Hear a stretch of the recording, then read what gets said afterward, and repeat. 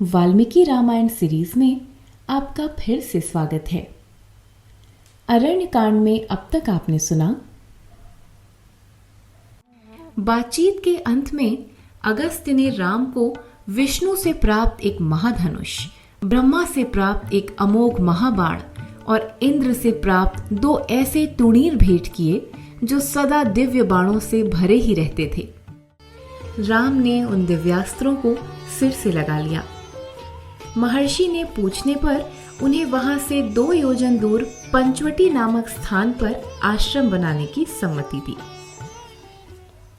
अब आगे अरण्यकांड भाग 3। दूसरे दिन महर्षि अगस्त्य का आशीर्वाद लेकर राम ने सीता लक्ष्मण सहित पंचवटी की ओर प्रस्थान किया। गोदावरी नदी के किनारे पंचवटी सचमुच एक परम रमणीक स्थान था। राम उसको देखकर अत्यंत प्रसन्न हुए। उन्होंने लक्ष्मण से कहा, सौम्य, मैं तो वनवास की शेष अवधि यहीं बिताना चाहता हूँ। तुम कोई अच्छा स्थान चुनकर वहीं एक सुंदर पर्णशाला बना दो। लक्ष्मण ने सविनय उत्तर दिया, आर्य, मैं तो आपका अनुचर हूँ। जो स्थान आपको प्रिय लगे वही मेरे लिए सर्वोत्तम होगा। मैं वहीं आपके लिए उत्तम पर्णशाला बना दूंगा। राम ने घूम घाम कर एक स्थान पसंद किया।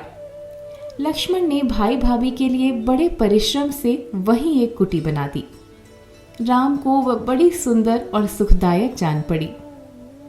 उन्होंने लक्ष्मण को हृदय से लगा लिया और कहा, लक्ष्मण, तुम्हारे साथ रहने से मुझे ऐसा ज्ञात होता है मानो मेरे पिता अभी जीवित ही हों। जैसा प्रेम मुझे पिताजी से मिलता था वैसा ही तुमसे मिल रहा है। वे भी मेरे सुख का ऐसा ही ध्यान रखते थे जैसा तुम रखते हो। इन सेवाओं के बदले में मेरा प्रेमालिंगन ही तुम्हारा पुरस्कार है। पंचवटी का प्रवास राम को बहुत ही प्रिय लगा।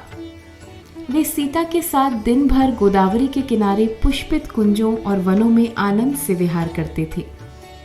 लक्ष्मण दिन में उनके भोजन के लिए फल मूल इकट्ठा करते, सोने के कोमल पत्तों की शैया बनाते और रात में कुटी के द्वार पर खड़े होकर पहरा देते थे। उन तीनों को भवन के कृत्रिम जीवन की अपेक्षा वन का प्राकृतिक जीवन अधिक आनंददायक प्रतीत हुआ। वहां उन्होंने 3 वर्ष बहुत सुख से बिताए। एक दिन तीनों कुटी के सामने चबूतरे पर बैठे थे। इतने में कहीं से एक बनी ठनी राक्षसी आई। राम को देखते ही उसका मन हाथ से जाता रहा। उसने निकट आकर परिचय और वन में आने का प्रयोजन पूछा। राम ने सहज भाव से सब कुछ बता दिया और अंत में उसका भी परिचय पूछा। दानवी हाथ भाव दिखाती हुई बोली, सुनो रूप निधान, मैं महाप्रतापी लंकापति रावण की बहन शूर्पणखा हूं। महाबली कुंभकर्ण और विभीषण मेरे सगे भाई तथा खर और दूषण चचेरे भाई हैं। संसार में मेरे समान सुंदरी और सौभाग्यशालिनी स्त्री दूसरी नहीं है। मैं तुम्हें स्वेच्छा से अपना पति बनाना चाहती हूँ। तुम इस अभागिनी कुरूपा सीता को छोड़ो और मेरे साथ चलकर भोग विलासमय जीवन व्यतीत करो।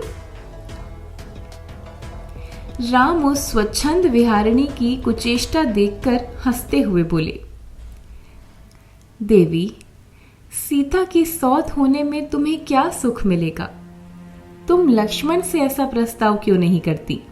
वह युवा है, सुंदर है और इस समय स्त्रीहीन भी है। शूर्पणखा राम को छोड़कर लक्ष्मण के पीछे पड़ गई।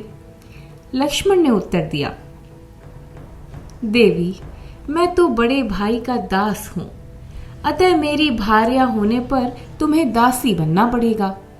यह तुम्हारे जैसी राजकन्या के लिए कष्ट और अपमान की बात होगी। शूर्पणखा लक्ष्मण की ओर से विरक्त हो गई और राम से फिर बोली, अब समझी हदेश, ये काली कलूटी बूढ़ी बेडौल स्त्री सीता ही हमारे तुम्हारे बीच में बाधक है। मैं इसको अभी मार कर खा जाती हूँ, बस सौत होने का प्रश्न ही ना रहेगा। हम तुम महलों में राजसी सुख भोगेंगे, वन उपवनों में स्वच्छांद क्रीड़ा करेंगे। यह कहकर वह सीता की ओर दौड़ी। राम तत्काल लक्ष्मण से बोले, लक्ष्मण, नीच जनों से हास परिहास नहीं करना चाहिए। इसका दुस्साहस तो देखो। तुम शीघ्र इसका मान भंग करो। लक्ष्मण ने झपट कर तलवार से उसके नाक कान काट दिए। वह जिधर से आई थी उसी ओर चिल्लाती हुई भाग गई।